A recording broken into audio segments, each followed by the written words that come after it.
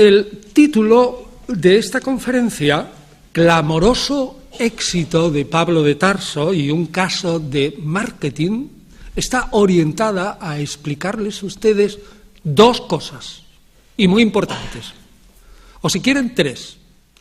¿Quién es de facto, de hecho, el fundador del cristianismo, o de la rama más importante del cristianismo? Porque el cristianismo tiene varios fundadores, no uno, sino varios.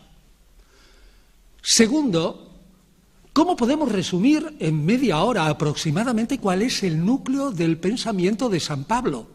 Un individuo que escribió hace 2000 años y que es difícil sintetizar porque su pensamiento es rico, variado y muy ajeno en parte al mundo actual.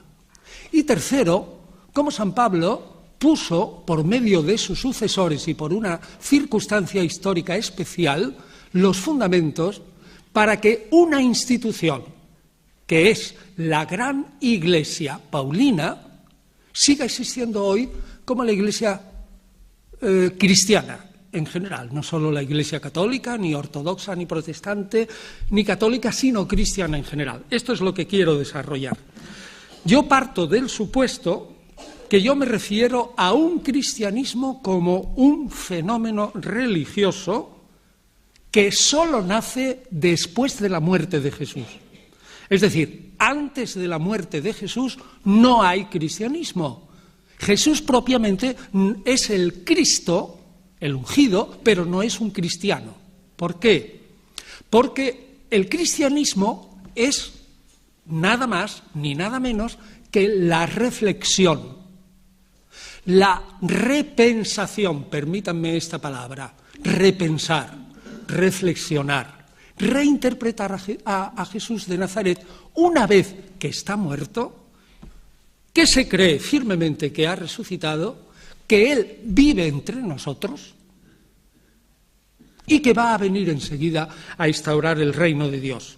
Por lo tanto, es natural que si el cristianismo se mira desde esta óptica, es decir, repito, repensar, reinterpretar a Jesús, reverlo a través de las Escrituras, tal como yo lo siento por dentro, es totalmente lógico que haya múltiples cristianismos.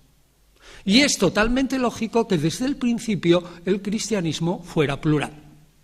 Yo he escrito en varios sitios que si tuviéramos la maravillosa máquina del tiempo y ahora pudiéramos aterrizar en Asia Menor a mediados del siglo II, encontraríamos por lo menos 10 tipos de cristianismos, 10 por lo menos, y además absolutamente dispares. Desde el cristianismo de quien niega que Jesús sea Dios, y fíjense, eso es la base para muchos, o de quien niega que Pablo sea el apóstol, sino que es un traidor o un falso y un canalla, así tal cual, o desde quien niega la inerrancia de las Escrituras, o el individuo que afirma que las Escrituras hay que aprenderlas al pie de la letra, el cristianismo que promociona a las mujeres y el que niega su papel, el cristianismo que es eminentemente profético, es decir, que no se gobierna por una jerarquía, sino por el Espíritu, a otro cristianismo que se gobierna por un obispo monárquico, unos presbíteros, es decir, unos ancianos y unos diáconos. Y por último, hay una parte de unos cristianos que se creen los súper excelentes, los mejores cristianos de todos, que están dentro de la gran Iglesia, pero que al mismo tiempo piensan que ellos son los únicos que se van a salvar plenamente, los únicos que han tenido una revelación especial, y que los demás se salvarán en todo caso secundariamente. Es decir, que es una cosa increíble. Pero si ustedes en esa máquina del tiempo avanzan un poco y llegan al 325, al Concilio de Nicea, la primera definición de cómo es Jesús, que es Dios y hombre, todo contra Arrio, que decía que en algún momento Jesús como Cristo y Dios secundario había sido creado por el Padre. O sobre todo avanzan hasta el 451, Concilio de Calcedonia-Constantinopla, y ven ustedes cómo ya se habla de la Santísima Trinidad, de cómo Jesús es Dios desde siempre, etcétera, caerán ustedes en la cuenta, si estudiáramos sobre todo el Concilio de Calcedonia, caerían en la cuenta que quienes están mandando allí son de todo ese grupo de cristianos, que eran 10 más o menos, que podía dividirse quizás en 3 grupos. Uno, estos que se creían súper cristianos, gnósticos, es decir, ellos los reveladores, los que seguían a Pablo, y los judeocristianos, es decir, los que eran los seguidores inmediatos de los apóstoles en Jerusalén. Pues ustedes verían que de esos 10 cristianismos no queda nada más que uno, solo queda uno, y es el cristianismo paulino. Por lo tanto, este cristianismo, ya interpretado además a la griega como era él, ha vencido a todos los demás. Bueno, entonces, este grupo compacto realmente tiene una regla de fe que es absolutamente clara y se distingue porque interpreta la muerte de Jesús de una manera especialísima. El judeocristiano piensa que Jesús es el Mesías de Israel y no del mundo, sino de pocos, quienes del mundo se hagan judíos. Pero el Jesús de Pablo es el Mesías de Israel y es el Mesías del mundo. Y además, su muerte es un sacrificio vicario, es decir, en pro de otros, que hace que la situación de enemistad que había entre la humanidad y Dios se arregle, se remitan, se perdonen todos los pecados del mundo y se instaure la era final. Pues bien, ese autor es Pablo. Así que podemos decir que, grosso modo, ese cristianismo que en el 451 domina sobre todos los demás, tiene como padre fundamental a Pablo. Podemos cuantificar este éxito, ya es un éxito, es decir, ha acabado en 300 y pico años, 400 años, ha acabado con todos sus adversarios, hasta hoy. Porque todas las iglesias protestantes, ortodoxas y católicas, que son las 3 grandes ramas, todas son paulinas al 100%. Así que hasta hoy. ¿Cómo podemos cuantificarlo? Pues podemos cuantificarlo si vemos el Nuevo Testamento. Nosotros hablamos del Nuevo Testamento en líneas generales como que el Nuevo Testamento es el primer cuerpo de escritos del cristianismo. Pero permítanme que les diga que eso no es una expresión correcta. El Nuevo Testamento es el primer cuerpo de escritos de un cristianismo, el paulino. ¿Por qué? Pues porque del apóstol Pablo fue el único que sus discípulos se preocuparon de editar sus cartas y de repartirlas entre todas las comunidades. De todas las demás cartas del Nuevo Testamento que tenemos, las cartas 3 de Juan, 2 de Pedro, una de Santiago y otra de Judas, ninguna de esas son cartas auténticas de esos apóstoles.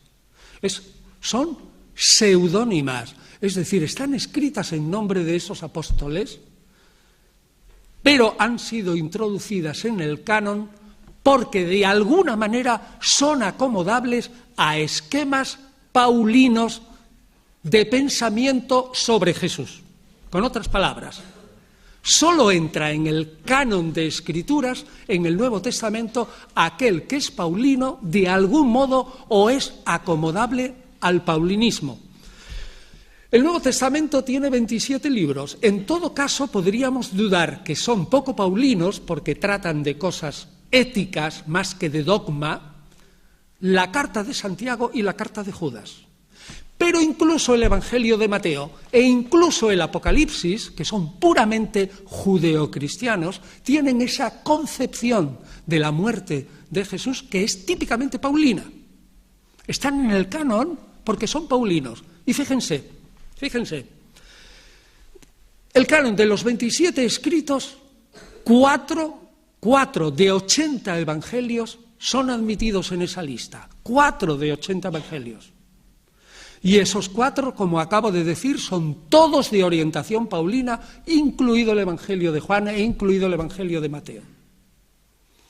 Hay 7 cartas de Pablo, que son el producto probablemente de editar unas 13 o 14 cartas auténticas que han sido editadas por alguien y reducidas al número maravilloso y mágico de 7, pero de Pablo. Hay 7 cartas de discípulos de Pablo, pero puestas a nombre del maestro. Luego hablaremos por qué. Fíjense, 4, 7 y 7. Hay 7 cartas de otros apóstoles que no son Pablo. Pero curiosamente, menos Santiago y Judas, es decir, las 3 de Juan, las 2 de Pedro, que ya son 5, menos Santiago y Judas, todas son paulinas, como yo he dicho. Las epístolas primera y segunda de Pedro son paulinas y tendremos ocasión de citar una de ellas, aunque estén escritas en nombre de Pedro.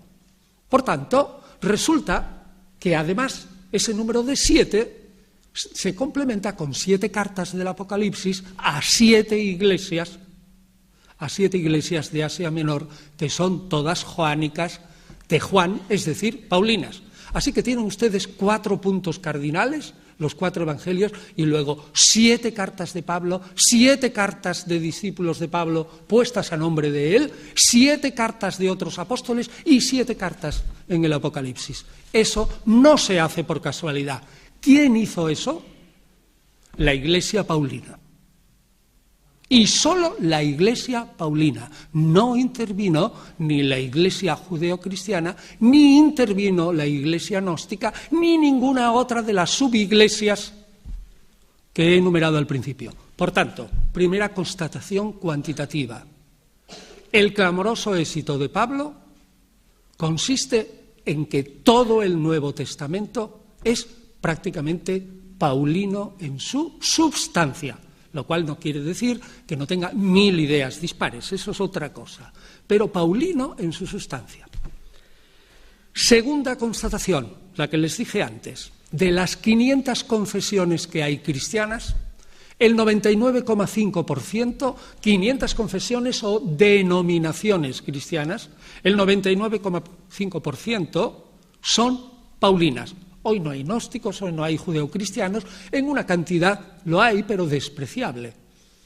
No hay ninguna de esas religiones que había en el siglo II. Y tercero, ¿cómo podríamos cuantificar el crecimiento de la gran Iglesia, que ya he dicho que fue la única vencedora?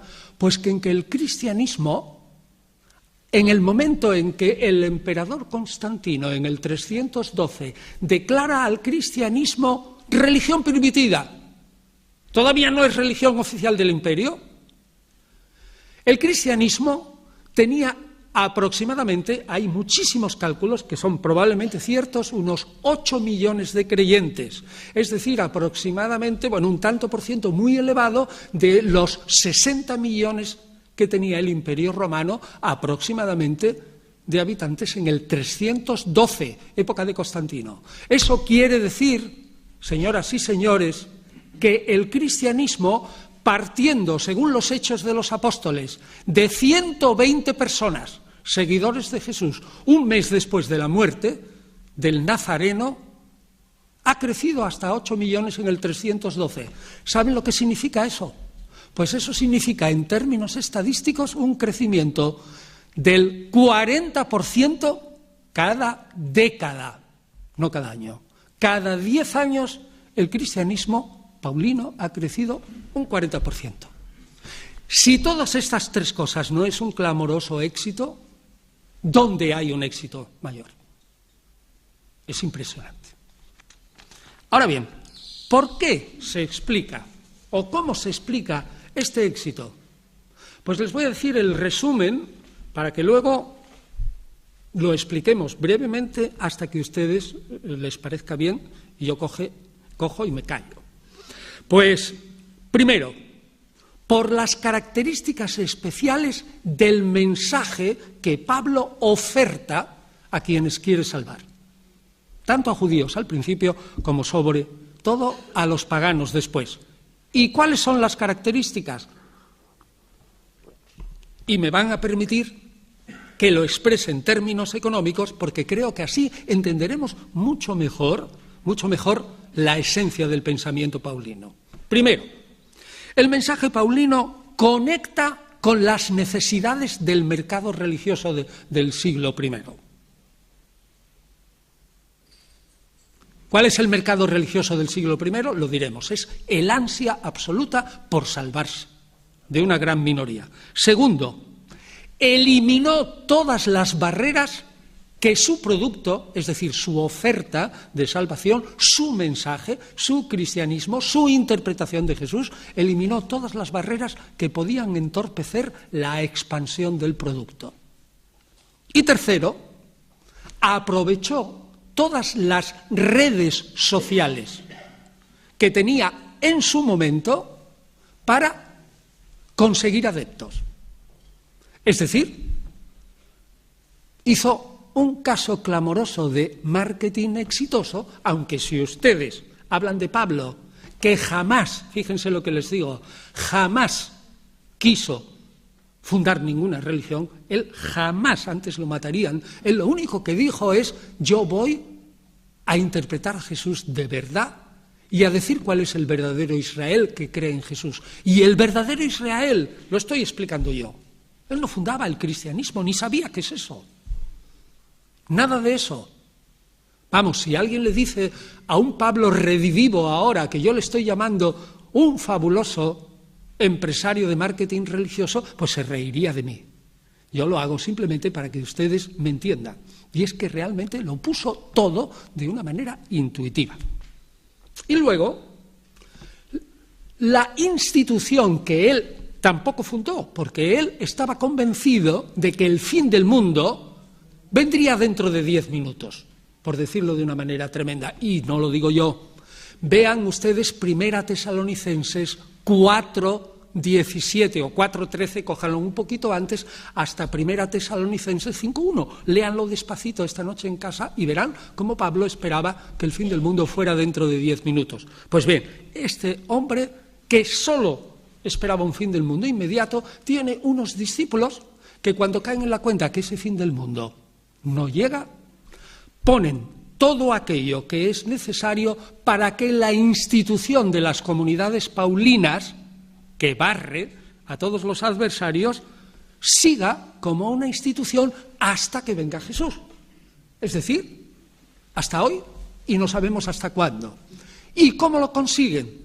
Pues miren, primero, control ideológico de la grey, del pueblo. ¿Cómo? Con el control de las escrituras por un lado y con el control de la tradición que ya se iba formando por otro. Control del mando, del poder, por medio de la institución de una jerarquía conectada con Jesús. Y tercero, control de la economía con la instauración de una verdadera seguridad social que no había en el Imperio Romano. Estos 4 sistemas, o que si son 3 con un apéndice, es decir, control intelectual, control del mando, control de las escrituras y del proceder general y la seguridad social, eso hace que si controlas los cargos, el dinero y la masa social, fundas una institución saneada, llamémosle desde el término de vista empresarial, una institución que funciona. Se va acomodando lentamente, pero sus principios son exactamente los mismos. Veamos esto. ¿Cómo conecta Pablo con las necesidades del mercado religioso de ese momento? Pues lo hace cayendo en la cuenta que si él predica el verdadero Israel, cuyo Mesías es Jesús, cuya vida había sido totalmente judía y había muerto como un judío, si predica un Mesías puramente judío en el Imperio Romano, no le compra a nadie la mercancía. Nadie, absolutamente nadie. Sobre todo después, tal como se estaba preparando, ya lo digo por los discípulos, después de lo que pasa en el 70, que los romanos tienen que arrasar a los judíos porque son los más revoltosos de todo el imperio. Pero Pablo vive antes, por supuesto.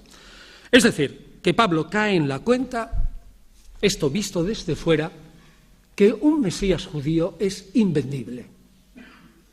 Lo único que es vendible en el Imperio Romano es un Mesías universal y un Redentor universal de todos. Ahora bien, esto no es Pablo, por favor, es una manera de que me entiendan. Pablo dice que él, ahora ya hablando como Pablo ha recibido la llamada que Dios le ha dicho que en el último momento del tiempo, de toda la historia, es decir, desde que ha aparecido Jesús en la plenitud de los tiempos y se ha inaugurado ese tiempo, como dirá un discípulo suyo, el tiempo de la Iglesia, hasta el final, ese tiempo está caracterizado por una visión a él, que empieza en Damasco, en el camino de Damasco, está caracterizado por una nueva vía de salvación. Pues bien, Pablo conecta con esas ansias de salvación que hay en el Imperio Romano. Si ustedes descendieran al imperio, verían que la amplia mayoría de los ciudadanos del imperio, la religión les importaba relativamente poco. ¿Por qué? Porque era una religión oficial que tampoco les llenaba. O en todo caso la religión era, yo te doy, oh Dios, este sacrificio y tú me das. Es decir, como yo te adoro, tú me das beneficios. Eso más o menos es la religión oficial. No hay ética, no hay vida de ultratumba, no hay nada de eso. Pero hay una minoría que está absolutamente convencida de que lo único que importa, y esa minoría es amplia, lo único que importa es salvarse. ¿Y cómo sabemos que existe esa mayoría? Pues lo sabemos por indicios del mundo romano y griego de la época. Primero, hay un montón de oráculos de los dioses con un montón de clientes, llamémosle así, de peregrinos que van allí buscando recetas para asegurarse la salvación.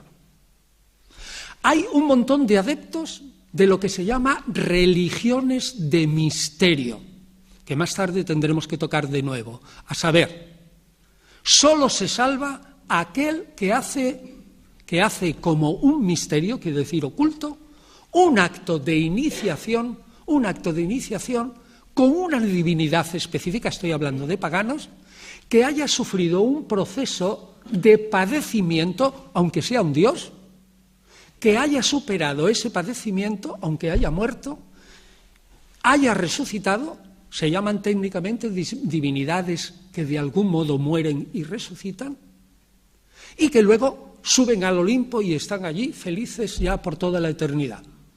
Aquel individuo que se inicie en un rito de misterio y cumpla simbólicamente los mismos pasos que dio el Dios o la divinidad de muerte y resurrección, se asegura la salvación.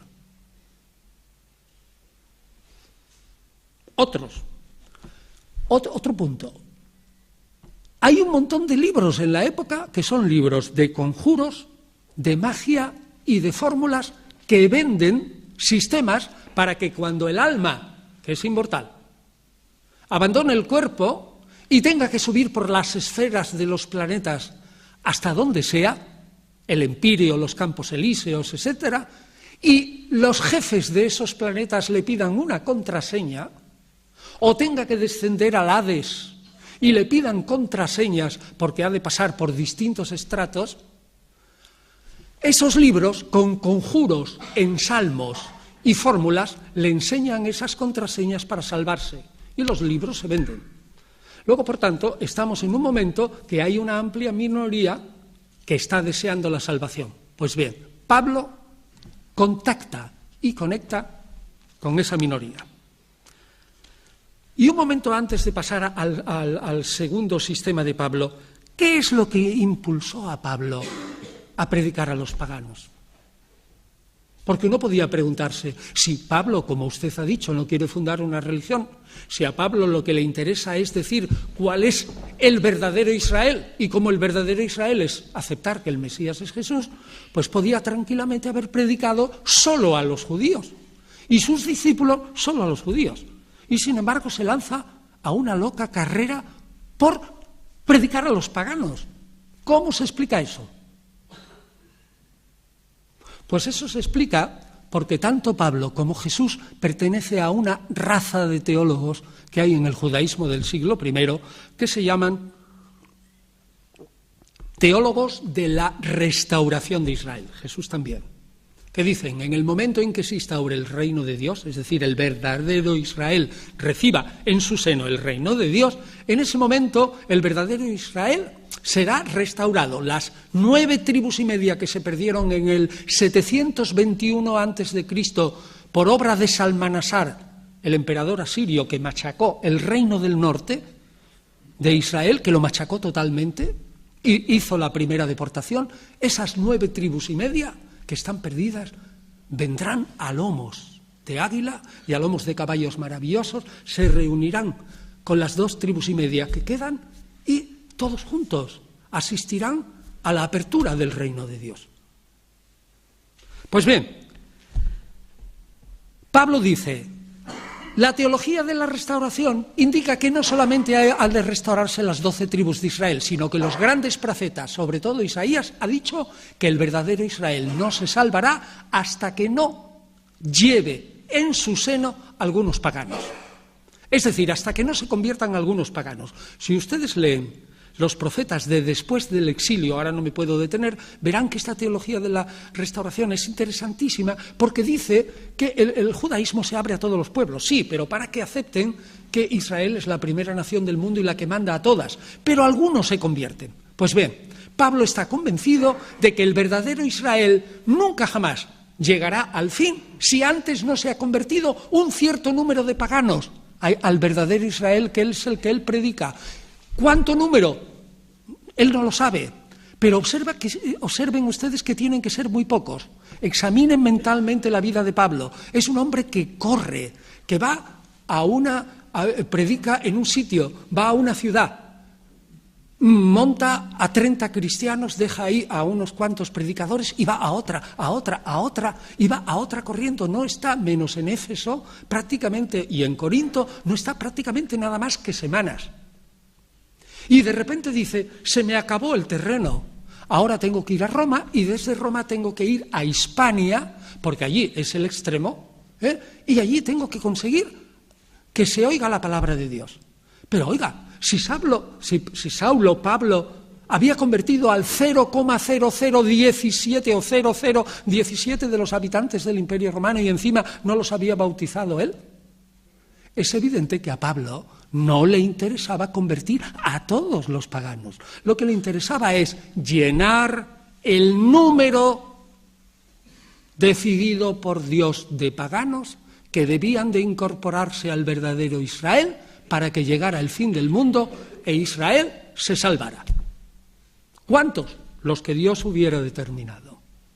Que después se pase a todos es harina de otro costal. Pero en principio solo eso. O sea, que Pablo lo único que intenta es decirles a la gente, necesito conseguir este número de paganos que se conviertan a Jesús. Y ahí viene la cosa. Dios me ha revelado que ahora, y este es el segundo punto, ahora hay un nuevo sistema de salvación. ¿Y cuál es ese?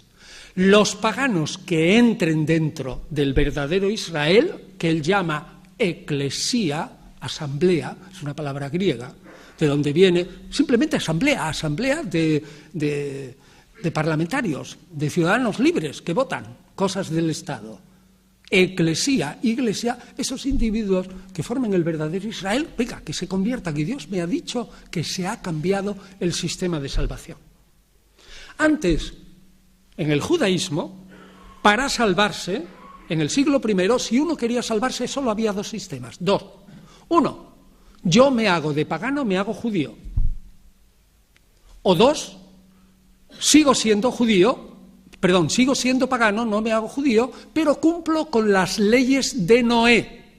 Tampoco tengo tiempo de explicar esto, pero las leyes de Noé son más o menos, lo tienen ustedes en Génesis 9, el primer pacto de Dios con la humanidad es con Noé, no con Abraham, y de ahí vienen que los judíos pensaran que había muchos paganos que no querían hacerse judíos, pero que no pertenecían al pacto con Abraham, pero que podían salvarse. ¿Cuáles son las leyes de Noé? Pues el decálogo menos una cosa, el decálogo menos algunas leyes precisas que solo pueden afectar a los judíos, como adorar precisamente a ese Dios, eso se excluye, adoran el Dios de su corazón, y una cosa añadida, no comer carne con su sangre, nada más, porque la sangre es la vida, y la vida solo es de Dios. Por lo tanto, Pablo lo que quiere es, como le digo, quitar impedimentos, y entonces dice, bueno, hemos llegado aquí. No habrá otro sistema de salvación, y ahí viene la revelación. La revelación es, hay otro sistema de salvación. Y ese otro sistema de salvación consiste en que Dios le ha revelado a Pablo que la ley de Moisés, ley de los alimentos, ley de la pureza, ya no tiene validez ninguna. Esa ley carnal de Moisés ha sido sustituida por la ley espiritual que ha traído Cristo, que es la ley del amor. Segundo, para los varones, la circuncisión. Si no te circuncidas siendo varón, te vas al infierno. Pues la circuncisión espiritual, dice Pablo, me ha sido revelado por Dios, que en estos momentos finales esa circuncisión carnal ha sido sustituida por una circuncisión espiritual. Y tercero, en vez de una teología del pacto de un pueblo elegido, es una teología de la promesa. Aquel individuo que crea verdaderamente en Jesús, que acepte por un acto de fe que Jesús ha muerto en la cruz para borrar los pecados de todo el mundo, ese que acepta, ayudado por la gracia divina, por supuesto, ese individuo es el verdaderamente circunciso, el que entra dentro de la ley del amor y el que ya no necesita de un pacto especial, ya está dentro de la promesa de Dios a Abraham y está más que dentro del pacto, está dentro de la gran promesa de salvación. Fíjense qué cosa más fantástica. Si un pagano se quiere convertir, tiene que cumplir de alguna manera la ley de Moisés, y Pablo dice, la ley de Moisés está obsoleta. Cuando ha venido Cristo, la ley se acabó. Ley carnal sustituida por ley espiritual del amor en Cristo. Ama, dice Pablo, como luego dirá Agustín, su máximo intérprete en la Edad Antigua, ama a Cristo y haz lo que quieras. Circuncisión carnal, ya no es necesario. Circuncisión espiritual. ¿Cuál es la circuncisión espiritual? El acto de fe. Fíjense qué cómodo. Teología de un pacto estricto, donde como te salgas del pacto te vas al infierno.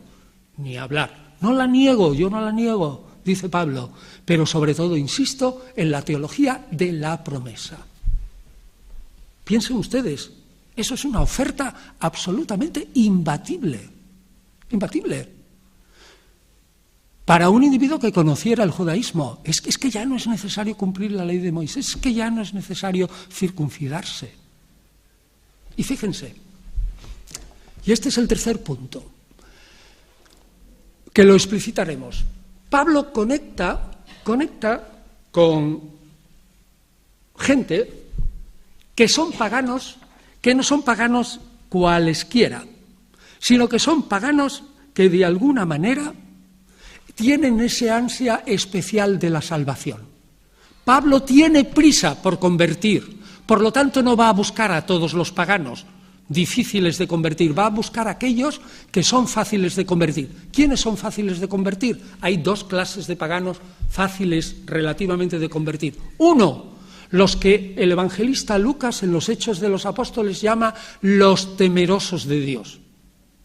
A saber, aquellos que son filojudíos, amantes de los judíos, que van todos los sábados a la sinagoga, que les gusta del judaísmo que hay un Dios único, les gusta del judaísmo que hay preceptos morales espléndidos. Tercero, que hay un sentido de la familia. Y cuarto, que hay un sentido de ayuda del grupo, que hay una seguridad social. Eso les encanta. Pero el que manda en casa es el varón. ¿Y qué le pasa al varón? El varón no puede convertirse al judaísmo. ¿Por qué? Porque tiene que circuncidarse. Y ahora no se rían las mujeres, pero imagínense los varones de clase media y alta que se circuncidan con un cuchillo de sílex, no de acero inoxidable, y le cortan el prepucio, le hacen, digamos, la fimosis a lo bestia, perdonen la expresión.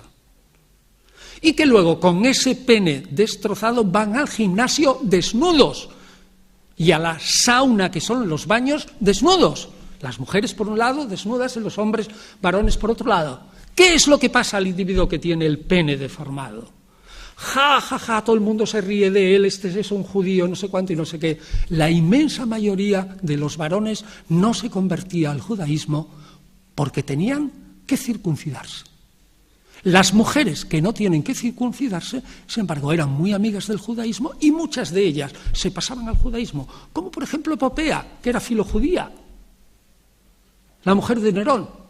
¿Por qué? Pues las mujeres no tenían problema. Y segundo problema, si yo me hago judío, tengo que cumplir 613 preceptos. Bueno, estos están instituidos ya o codificados en el siglo II, pero 613 preceptos son muchísimos para cumplir. Sin embargo, si me hago del verdadero Israel que proclama Pablo, no necesito circuncidarme, no necesito cumplir esa ley carnal de Moisés de los alimentos y de la pureza ritual, pertenezco al pacto de Abraham por esa circuncisión espiritual que es la creencia en Jesús como verdadero Redentor y me salvo. Naturalmente, la gente pasa, entre esos predispuestos, pasa en masa. Esos judíos temerosos de Dios pasan en masa al cristianismo. Pero falta otro as en la manga de Pablo. Cuando él ve que en cada ciudad, y eso lo ve desde el principio, escasean los filojudíos, Pablo va primero a predicar a la sinagoga. Y allí se encuentra con los filojudíos y les habla de Jesús como el verdadero Mesías. Claro, los judíos se enfadan, pero los paganos le escuchan atentos. Cuando se encuentra que ha convertido a unos cuantos, sale corriendo y busca a otros judeocristianos que son fáciles de convertir. Y cuando se le acaban los judeocristianos, ¿qué hace? Pues va a esos adeptos de las religiones de misterio que son capaces de pagar el oro y el moro por conseguir una fórmula segura de salvación. Imagínense ustedes un señor medio rico que esté en Marsella, en Valencia, en Emporion, que es Ampurias, en Gades, o que esté en Roma.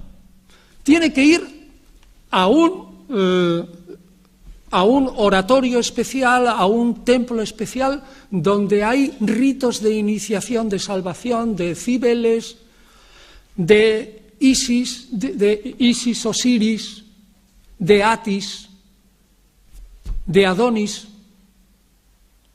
¿Qué significa eso? Significa ir, pongamos desde Valencia, significa irse a los misterios de Eleusis en Grecia, que son los más famosos y los más seguros porque están funcionando con éxito desde el siglo VI. ¿Qué tengo que hacer? Dejar mi trabajo,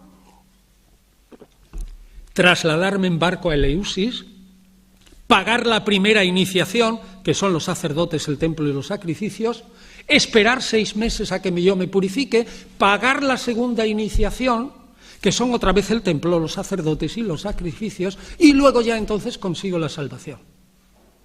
Pues bien, a estos señores que están dispuestos a hacer cualquier cosa por salvarse, le dice Pablo tal cual, créanme, este es el núcleo del pensamiento de Pablo. Esa peripecia de un Dios que muere y resucita que tú haces con Isis, o con Osiris, o con Deméter. Pero si lo tienes con Cristo, ese es el bautismo. Epístola a los Romanos, capítulo 5. Mueres con Cristo al sumergirte en el agua y al salir del agua estás resucitado con Cristo. ¿Cuánto costó el bautismo? Nada. Y esa comunión que queréis, las bacantes de Dioniso, las adoradoras de Baco en el mundo latino, esa comunión con la divinidad que queréis tener con Perséfone, hija de Deméter, o con Isis, haceros adeptos de Isis, ¿cuánto os cuesta esa comunión? Lo que he dicho antes. ¿Cuánto cuesta la Eucaristía cristiana hecha de pan y vino e interpretada como lo hace Pablo? Como una manera de comulgar, comunión, unirse con el cuerpo y la sangre del Redentor. ¿Cuánto cuesta? Nada. Díganme si esta oferta es o no imbatible. es absolutamente imbatible.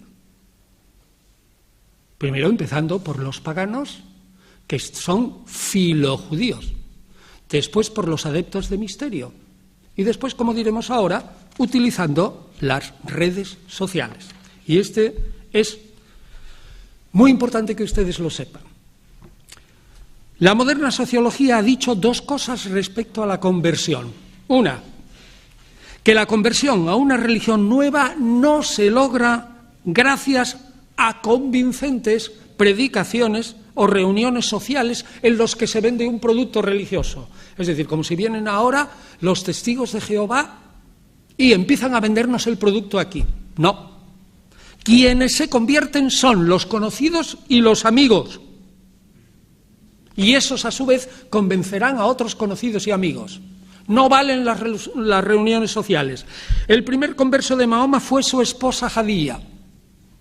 El segundo fue su primo Alí. El tercero fue el sirviente de Alí, Said. Luego el viejo amigo de Mahoma, Abu Bakr. Y así todos los amigos. Cuando el 6 de abril de 1830 Joseph Smith, con sus hermanos Hirún y Samuel, aceptan que a Joseph Smith se le ha aparecido el ángel mormón y lo aceptan, ¿quiénes son?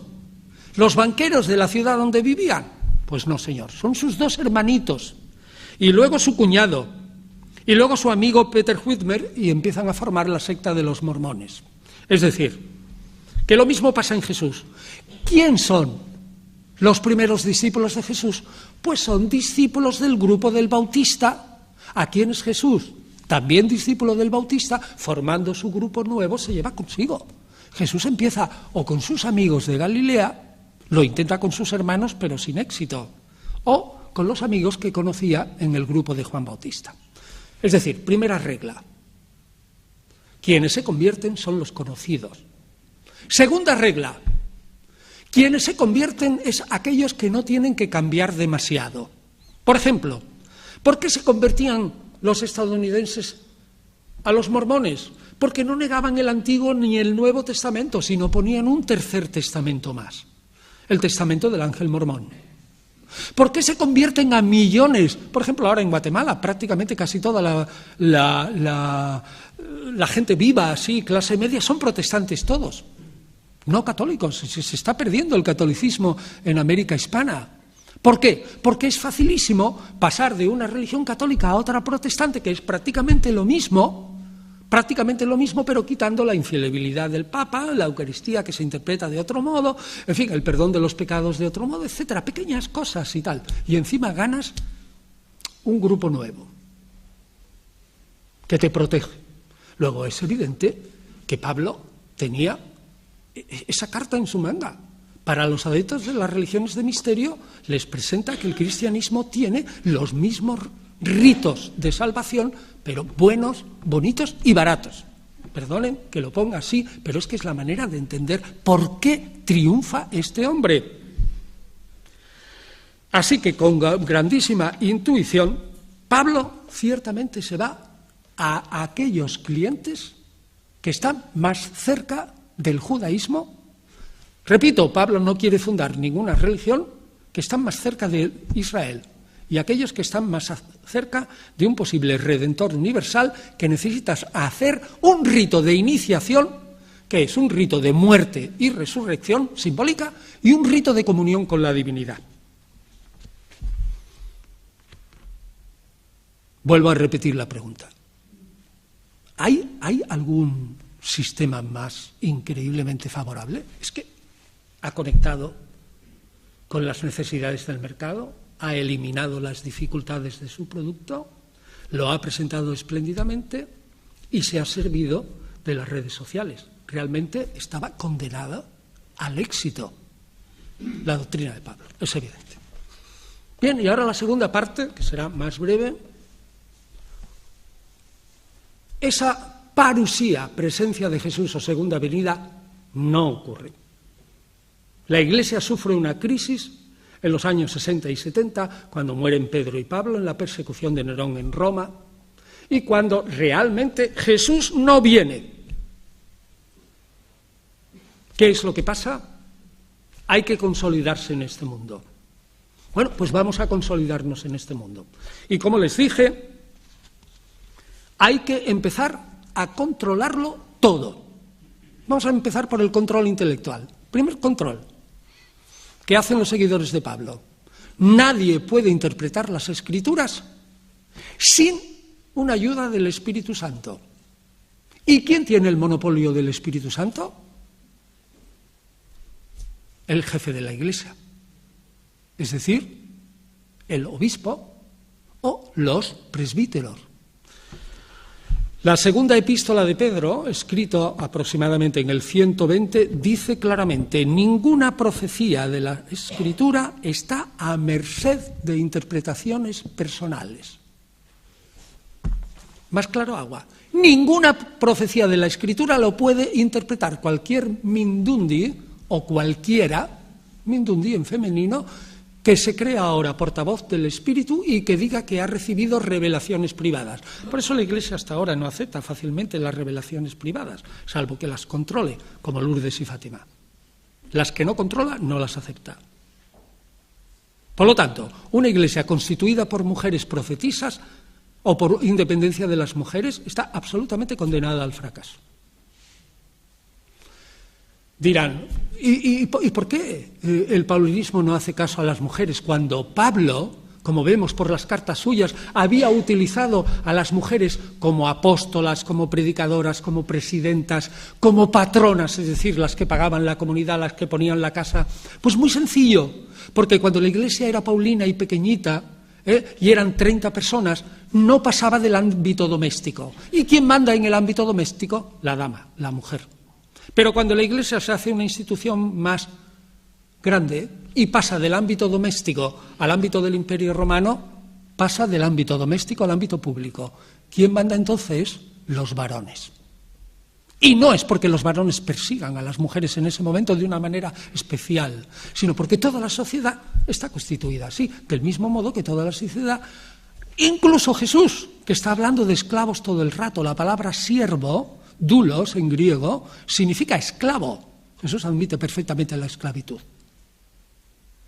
Pues bien, todo lo mismo que la sociedad del Imperio Romano admite perfectamente la esclavitud, admite que las mujeres son secundarias. Entonces, evidentemente, en la Iglesia paulina los cargos son masculinos y el control pasa a gente masculina porque la Iglesia se hace pública, pero no por machacar a las mujeres propiamente, sino porque no se hace ninguna acomodación, siempre esperando que venga el fin del mundo de un momento a otro. Segundo, el segundo control es el control intelectual, pero no ya de las Escrituras, sino de la tradición. Es decir, la Iglesia paulina, como les dije antes, es la primera que copia, hace tradición, copia las cartas de Pablo. Ninguna iglesia judeocristiana copió ni las cartas de Juan, que ya les he dicho que son seudónimas. No quiero decir falsas, porque el concepto de seudonimia daría para una conferencia. Cómo el espíritu pasa de un profeta a otro y uno puede escribir en nombre de Juan sin ser Juan, o en nombre de Pablo sin ser Pablo, y en nombre de Jesús hablar sin ser Jesús. Pero son falsas desde el punto de vista técnico-literario. Pero son ellos, los paulinos, los que han cogido todas las cartas, falsas o auténticas de Pablo, han formado un corpus y han formado una tradición. Y ya desde Lucas sale bien claro, si ustedes leen entre líneas el Evangelio de Lucas y los Hechos de los Apóstoles, sale bien claro que la tradición recta es lo único que importa en la Iglesia. Y si leen ustedes 1 Timoteo, verán claramente, 1 Timoteo, claramente que le dice Pablo, el presunto Pablo a Timoteo, oye, custodia la tradición recta, custodia el depósito. Es decir, la Iglesia paulina rápidamente forma la idea de que Jesús predicó unas verdades eternas, de que la Iglesia recoge las verdades tal cual, de que se ha formado un depósito absolutamente intocable y que aquel solo que es malo, el malvado por amor al dinero, al sexo, lo que sea, es el que conscientemente ataca ese depósito. Por lo tanto, el que quiera ser buen cristiano, aténgase al depósito o regla de la fe. Si yo controlo las Escrituras y controlo el depósito, controlo intelectualmente. Vale, ya tenemos ahí un control intelectual doble, por medio de control de las Escrituras y control de la regla de fe o depósito de la fe. ¿Cuál es el siguiente control? El siguiente control es el mando físico. Ya les he dicho que son varones. Pero mando físico, al principio, se elegía a los obispos por votación. Poco a poco será por designación de los metropolitas o obispos principales. Pero bueno, aun elegido por votación, ¿por qué ese obispo tiene el mando supremo? Porque se ha creado ya conscientemente la teoría dogmática eclesiástica que existe una cadena ininterrumpida desde Jesús a los apóstoles, a los sucesores de los apóstoles, a los sucesores de los sucesores, hasta este obispo en cuestión. ¿Y quién es el guapo, por decirlo así, que se atreva a negar a un representante que sigue una cadena ininterrumpida de una jerarquía que comienza en Jesús? Jesús, repito, apóstoles, sucesores y el sucesor de los sucesores. Nadie. Luego, si yo controlo la jerarquía, si empiezo a escribir, como está en la primera carta de Clemente, el primer papa, después de Pedro, según dice la tradición, que escribe a los corintios con un lenguaje exactamente igual que el del ejército del imperio, le dicen: estos jóvenes que se han levantado con el obispo han promovido una estasis, es decir, una revolución exactamente igual que la que merecería la muerte si un soldado se revoluciona contra su centurión y contra su general. Tremendo. ¿Por qué? Y entonces en Primera Clemente se ve clarísimo. Allí ya aparece bien claro, no en el Nuevo Testamento. Pues porque hay una cadena de la jerarquía y el que rompa la cadena de la jerarquía es un malvado. Luego ya tienen ustedes un control maravilloso. Antes intelectual, con su doble faceta, ahora el control de la jerarquía. Y queda el control económico. ¿Quién es el que controla la caja de la Iglesia? Pues controla la caja de la Iglesia quien tiene el control del espíritu, de la mente, y quien tiene el control de los cargos eclesiásticos. Pero el cristianismo es realmente primitivo, tan maravilloso, tan verdaderamente maravilloso, que hace un buenísimo uso en líneas de estos dineros de la Iglesia. Y les leo un texto fantástico del 210 de Tertuliano, que dice lo siguiente. Tertuliano es un padre de la Iglesia que luego se pasó a un puritanismo excesivo y luego fue apartado, digamos, de la Iglesia. Fue más papista que el Papa, digamos, para entendernos. Y Tertuliano dice: los fondos de las donaciones no se sacan de las iglesias, no se gastan en banquetes, borracheras y comilonas. ¿A qué alude aquí Tertuliano? A otras asociaciones religiosas del Imperio Romano, por ejemplo, Asociación de la Buena Muerte. Me reúno cada mes, pero me reúno en un banquete para que Hades, Plutón, me reciba luego y tal. Pero bueno, se gasta todo el dinero en la preparación del entierro y en los grandes banquetes. Como decía Tertuliano, yo voy a una ciudad y antes de llegar a la ciudad sé quién está celebrando de una asociación religiosa su fiesta. No tengo nada más que levantar la nariz y oler. Y como cuando huela ahí a buena comida, ahí hay una asociación religiosa celebrando su fiesta en borracheras, banquetes y comilones. No, dice, sino que van destinados a apoyar y enterrar a la gente pobre, a proveer las necesidades del bautismo y la Eucaristía, y me hago cristiano. Tengo que pagar un precio inmenso social, aparentemente, porque me tengo que apartar de mis colegas, ya no voy a las fiestas de Isis y de Apolo y de Artemis y de Venus y de Zeus y de Hera, que son las fiestas sociales, ya no participo, me aparto un poco, tampoco voy a los cultos al emperador, no asisto ya a esas comilonas, en fin, pago un precio social. Pero todo lo que me promete, para ver lo que prometen vamos a ponernos en la piel de una mujer, que es el elemento más sensible en el cristianismo de los primeros siglos. Pues bien, fíjense, la mujer, mientras que las mujeres paganas se casaban a los 12 años, normalmente, y empezaban a tener hijos como conejas que se le morían la mayoría, es decir, la mortandad infantil era del 40 o el 50%, cuando en la clase media se moría el hombre en torno a los 35 años de edad, que era la edad media, ¿qué hacía una mujer de clase media o pobre normal, aún libre, libre, no esclava? Si es esclava ya le dan de comer, eso solo. Pero si es libre, ¿qué hace? Pues tiene que vender a sus hijos como esclavos, porque no tiene dinero ella sola. Con el producto de su trabajo, en el 99% de las clases, de las veces, no puede pagar el alimento de sus hijos. Sin embargo, una mujer cristiana, con esta beneficencia de la Iglesia, tenía a sus hijos perfectamente protegidos por la comunidad eclesial, que, repito, es paulina. Esta seguridad social es un invento judío, pero la Iglesia, que tiene un trasfondo enorme judío, pues lo aplica en general. ¿Qué hacen las mujeres? Pues que sepan que en unas comunidades cristianas, incluso en Antioquía y en Roma, los cristianos permiten que las mujeres, uno, escojan sus maridos, no se les impone. Y segundo, en vez de casarse a los 12 años, normalmente se casan a los 16 o a los 17 o incluso hasta los 18. Y se permiten los matrimonios mixtos para que las mujeres adopten una buena política y cacen al marido, así textualmente, para la fe. Porque tengan en cuenta que si la mujer es rica y el marido es rico, al convertirse el marido a la fe cristiana, se convierten también los 35 esclavos o 100 esclavos que tienen, automáticamente. Después, la mujer, si tiene una niña, en el 80% de los casos, si es pagana y si es pobre, la niña tiene que ser expuesta. Es decir, hay que exponerla en la calle para que venga un perro, se la coma, o venga un tío, la machaque o tirarla a la basura. ¿No saben ustedes la cantidad de cadáveres de niños que hay en las excavaciones, de salones y saunas sociales de gente que se reunía allí? Allí, por lo visto, tiraban a los niños. Pues bien, la exposición de niñas estaba radicalmente prohibida en el cristianismo primitivo. Y luego el aborto.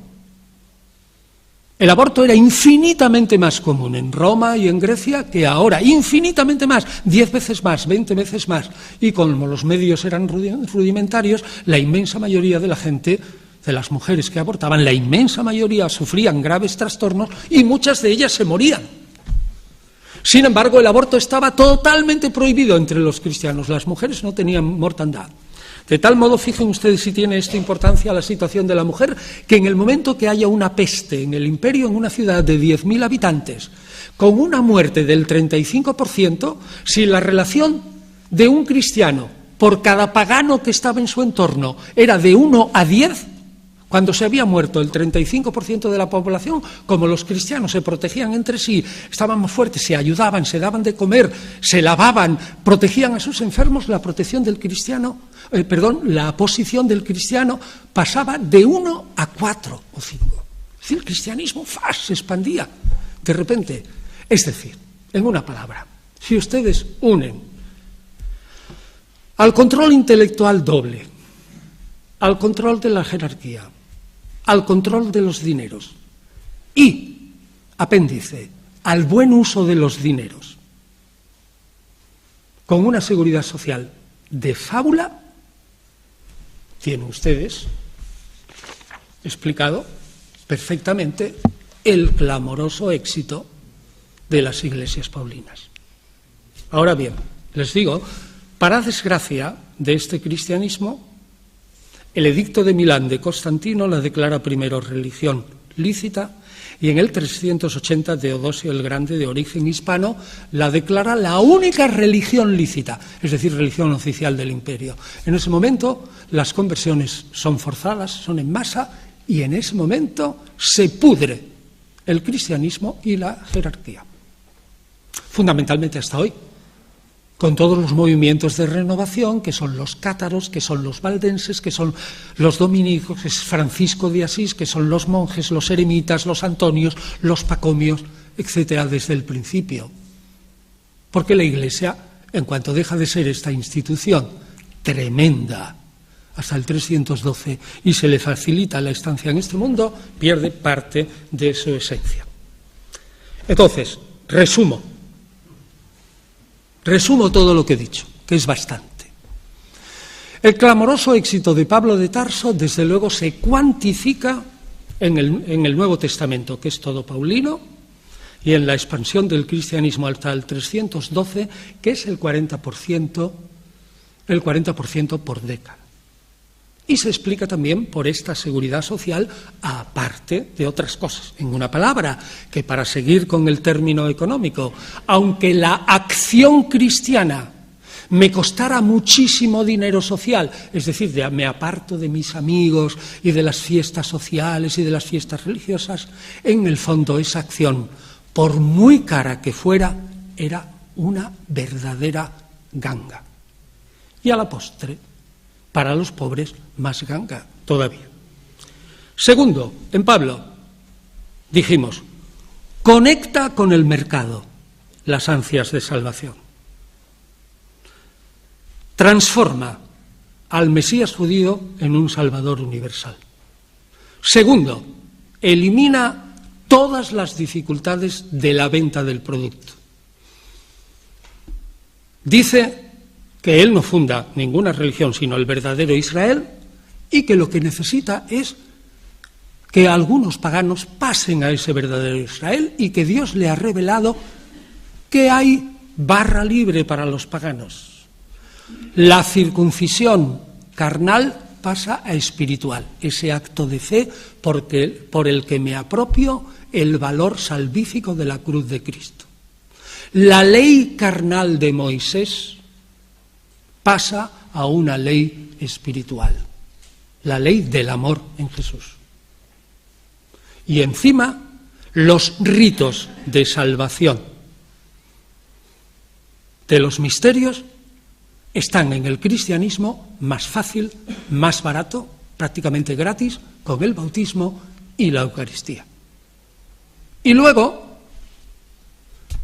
resumo lo que acabo de decir, no viene la parusía, no viene el fin del mundo, la Iglesia se estabiliza y hasta el 312 monta una estructura que en lo fundamental sigue hasta hoy, que es, uno, control ideológico, escrituras, tradición recta, dos, control, mando, jerarquía, varones, sucesión apostólica, cadena desde Jesús, y tercero, control económico, la caja de la Iglesia, y luego el control de una sociedad maravillosa que es la seguridad social cristiana. Así que creo que queda bastante bien explicado el prodigioso y clamoroso éxito de Pablo de Tarso y por qué, de una manera intuitiva, tanto Pablo como sus sucesores fueron unos linces intuitivos y estamos ante un caso de marketing extraordinario en el mercado religioso del siglo I en adelante. Muchas gracias.